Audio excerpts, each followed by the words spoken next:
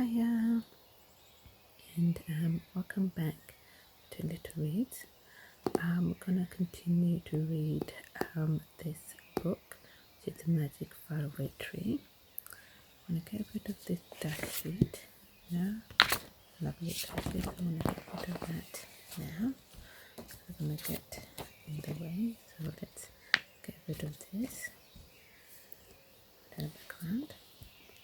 Okay, so we're gonna continue reading the book. Please do catch up on my other videos. I have read quite a few chapters, so if you want to follow the story, please do catch up on those, and I will leave a link to those as well. So this is the book I'm going to be reading. Just a reminder as well that I am a dyslexic reader, so I'll probably be making a few mistakes along the way. I'm not very big. I am not a very big reader, but I wanted to challenge myself and to read a book beginning to end, and see how I get on with that. Now hopefully you guys enjoy what I do and I read while I read these books. Hope you're feeling nice and calm and relaxed with me as well. So we are going to be reading today The Land of the Old Woman. So we have got quite a few. So we are in chapter 9, and we've read quite a few chapters already. So we are going to be reading The Land of the Old Woman. Let's try and find the page now. Let's see. We have read quite a few, so let's find it. It's not it. Nope.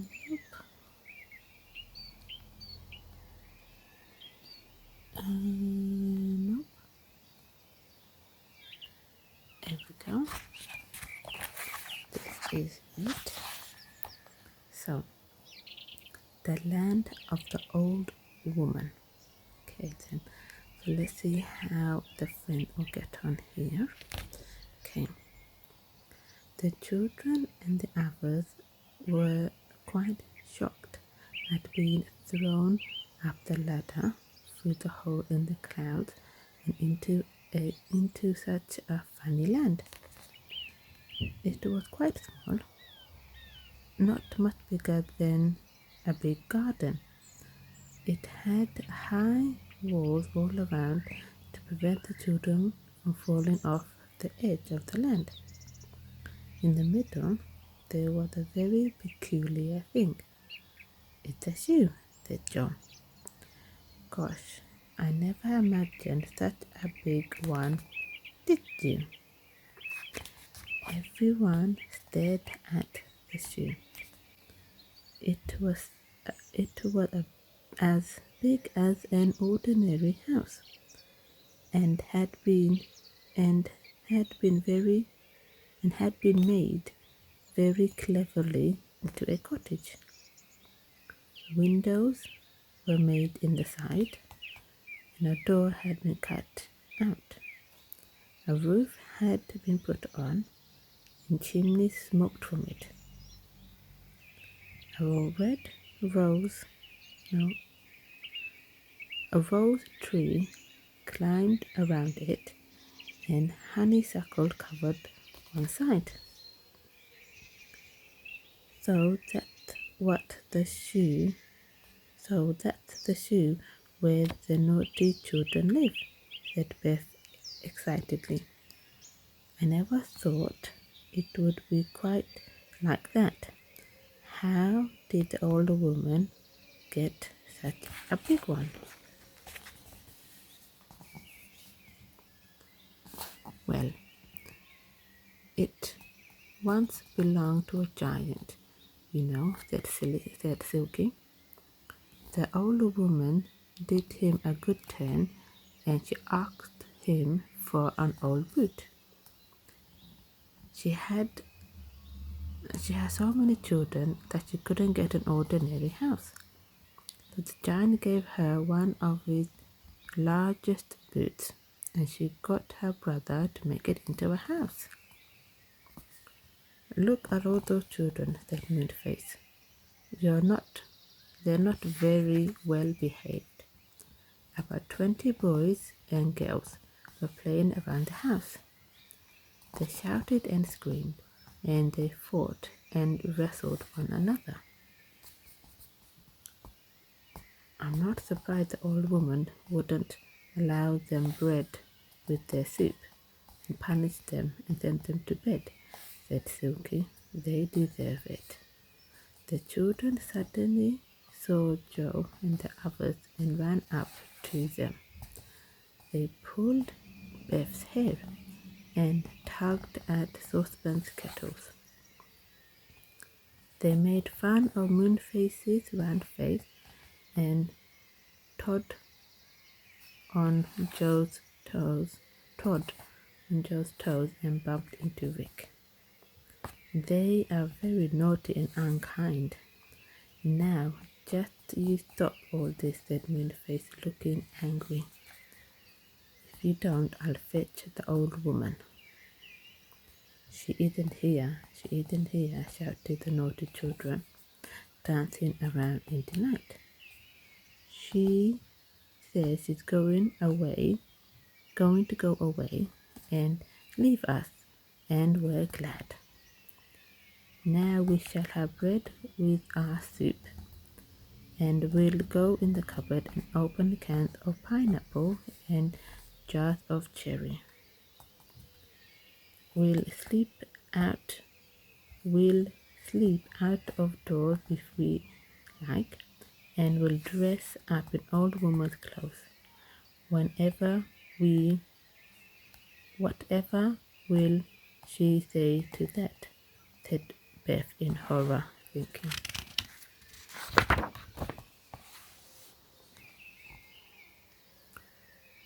What her own mother would say if you stole her clothes.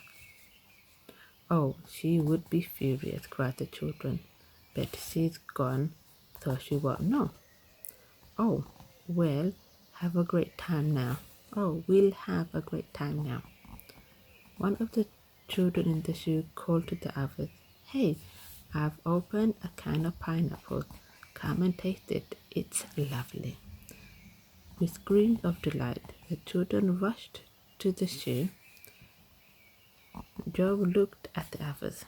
I've got an idea, he said. What about telling the old woman that the children dressing up in her best clothes? She might rush back here, then to get her precious clothes, and we could slip down the ladder, go to Moonface's house, and bolt the doors on the inside. That's a really good idea, said Silky. Joe, you go down and tell her. Joe was rather nervous about it. Nobody wanted to go and see the fierce old lady again. Joe at last said he would. He badly wanted to make up for all the silly things he had done in the last few days. I'll go, he said, and down the ladder he went. He banged hard on the Moonface's door. The old woman opened it. Old woman, do you want your best clothes? Began Rick.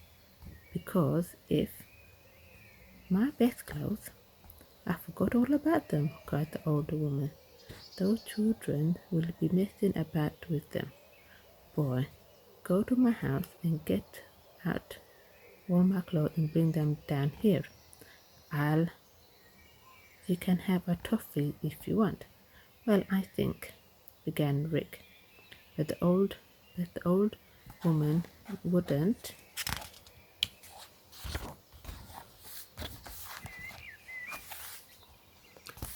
listen to him.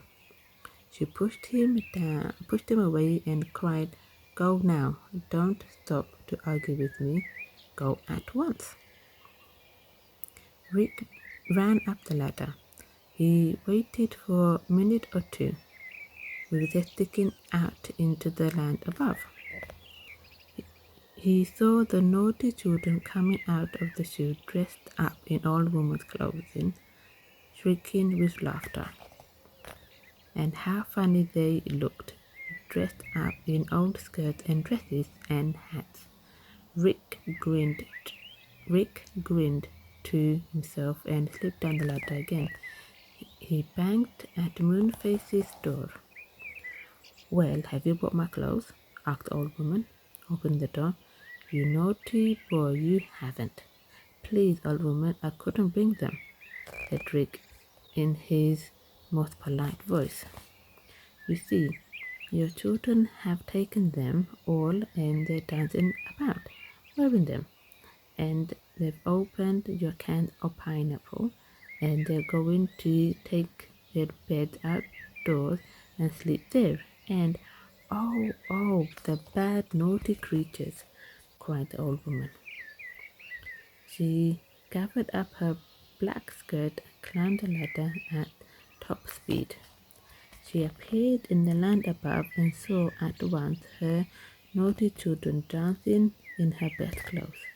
She rushed after the surprised children. "So you thought you could do what you like, did you?" she cried. "You thought I would never come back. Well, I am here, and I'll soon show you how. I'll soon show you how to be sorry." She was so angry that she rushed around like a whirlwind. The children took off the clothes in fright and ran away like hares.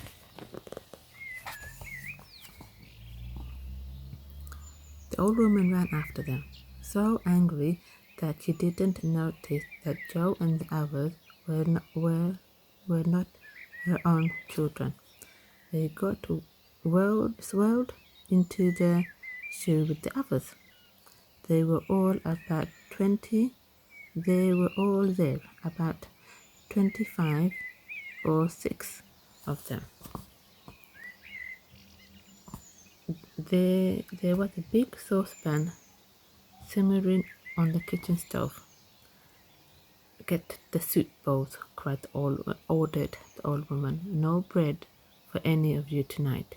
Mary, Jean, Tom, serve out the bowls and then come to me one by one for your supper." Joe and the others had bowls given to them too. They didn't dare say anything. They went up for soup in their turn. The old woman ladled it out of a big saucepan. She stared at the old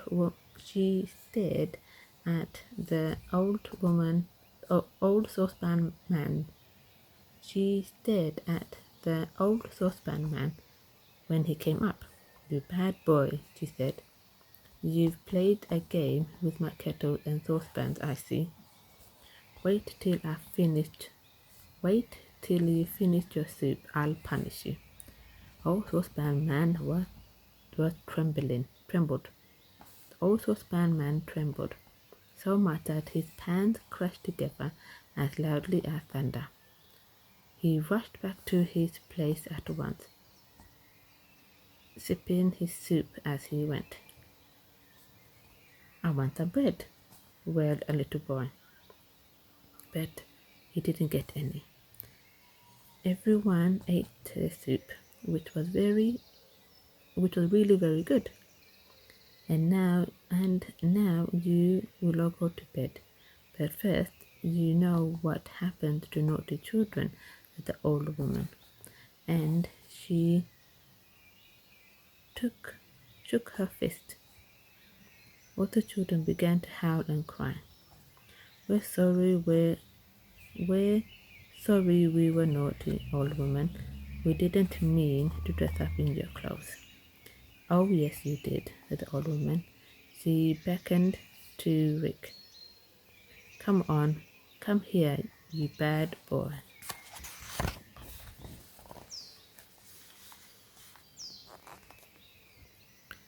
Rick got up and he whistled to the others. Look, I'll let her punish me, and whilst she does, you creep out and run to the ladder. Hurry, I'll join you soon as I can. Rick went boldly up to the old woman. Put your hands on your head and stand in the corner, she said. Poor Rick. He didn't like it at all because it made his arms ache. He began to howl as loudly as he could so that the others could creep away without being heard. One by one, they slipped out the door and rushed to the hole, looking for the ladder that led down the faraway tree. Oh no, I believe this land is about to move, said Moonface, looking around. A peculiar wind had got up and was blowing around them. Very often, when the strange land at the top of the tree began to move away, this strange wind blew. Well, quick, let's get down the ladder, said Silky. We don't want to live in the land of the old woman. I hate that. They all scrambled down the ladder, glad to be on the broad branch of at the bottom. When they were safely there, Beth began to cry. Poor Rick will be left behind, she sobbed. Everyone looked very sad. The land above the clouds began to make a strange noise. It's moving on, said Moonface. We'll never see Rick again. But just then someone came slipping and sliding down the ladder. Bump, bump, bump. And hey presto, there was Rick. In such a hurry to get down before the land moved away right away.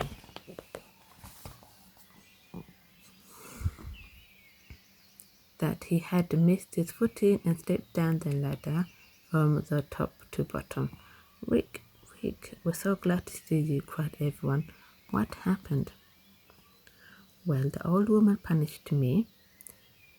She, as you saw, grinned Rick.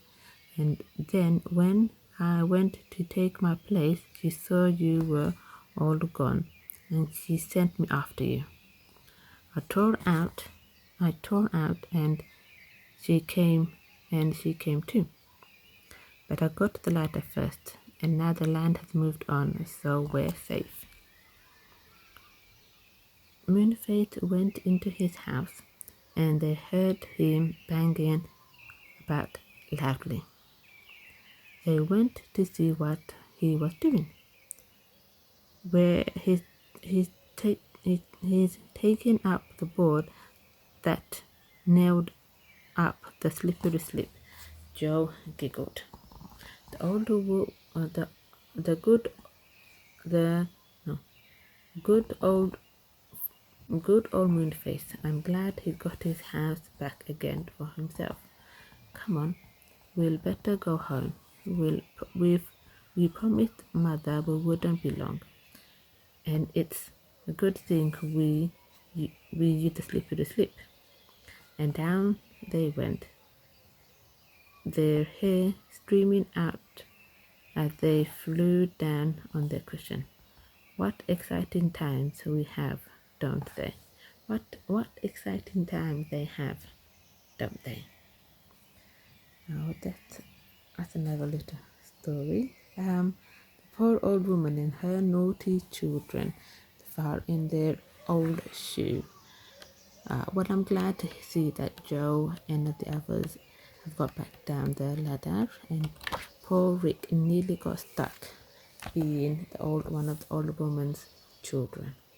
Well, I'm glad they all back down the magic faraway tree. I hope you enjoyed that.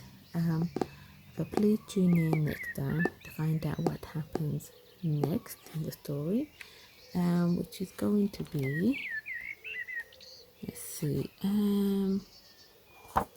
going to be the land, the land of magic medicine. That is going to be our next chapter. I hope you enjoyed that.